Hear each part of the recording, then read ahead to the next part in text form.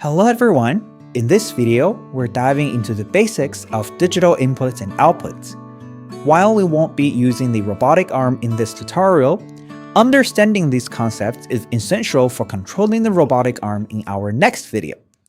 We will learn how to wire a push button and an LED module to the Arduino Mega 2560 and program the board to control this component. In addition, we will also need a breadboard. It's an essential tool for organizing and extending connections in our circuit.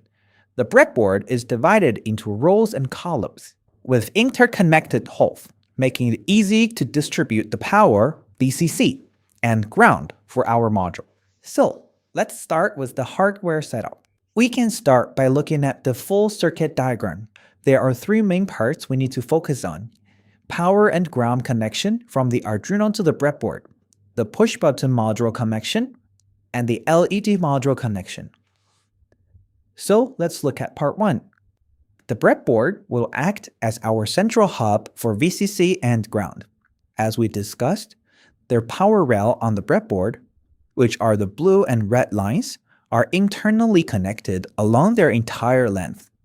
So, from the Arduino, we connect ground to the blue rail and 3.3V to the red rail. We will use two junker wires to make these connections. One for ground and one for power. We can use the ground, G and D, from the Arduino, and the 3.3V right here.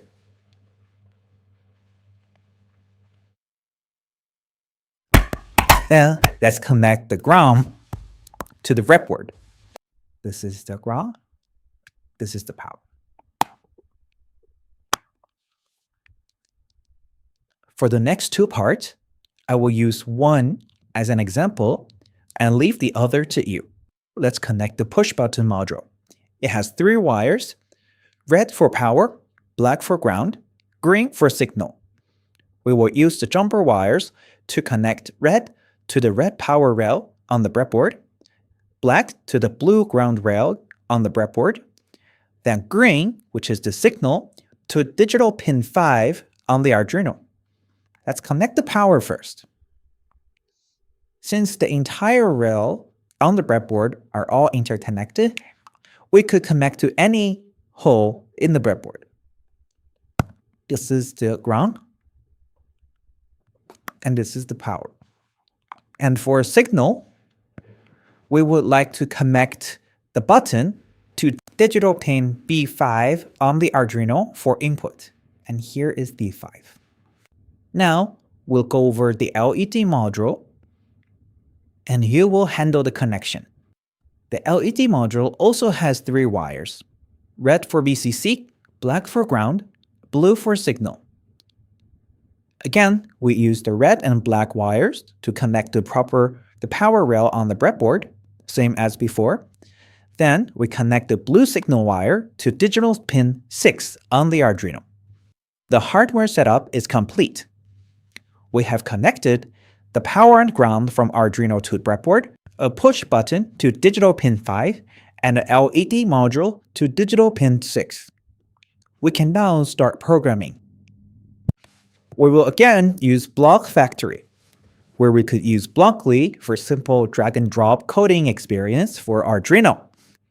Okay, let's start by opening BlockFactory and connect the Arduino to computer using the USB cable, which can be found in the kit from MT4 robotic set. It connects this side to the Arduino and the other side to the computer.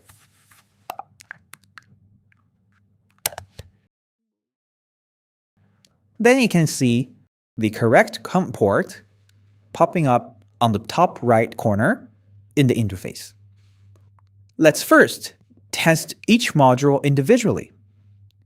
For button, let's use serial communication to print its state in the terminal. We leave the setup empty, and in the input or input-output, we want to read from the digital pin 5. And then we can use serial port, serial print. Now the program is ready. We can click Upload.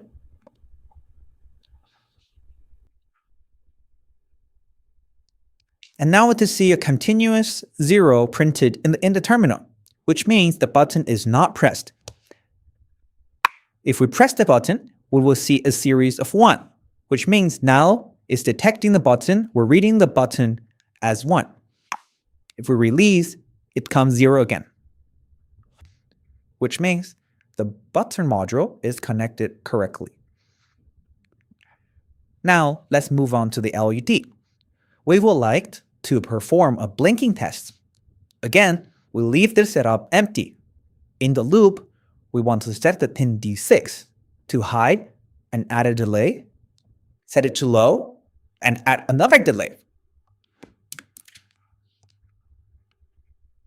In the digital writes pin, you select 6, have to stay as high, and in the control section, we add a delay of 1000 millisecond, which is 1 second.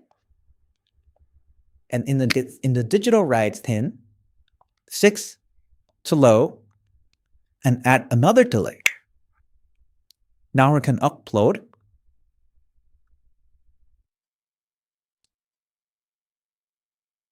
Now you see that the LED light is blinking as what we're expected, and the delay in between high and low state is 1000 millisecond, which is 1 second. Okay, that's all for this tutorial. We have successfully completed the hardware connection for both the LED module and the push button. We also tested each module individually, confirming that the push button works correctly as an input and the LED functions properly as output. In the next tutorial, we will move on to programming. We will write more complex code that combines the push button and LED. And the goal is to have them interact. As you could imagine, pressing the button will control the LED. Thank you very much, and see you in the next tutorial.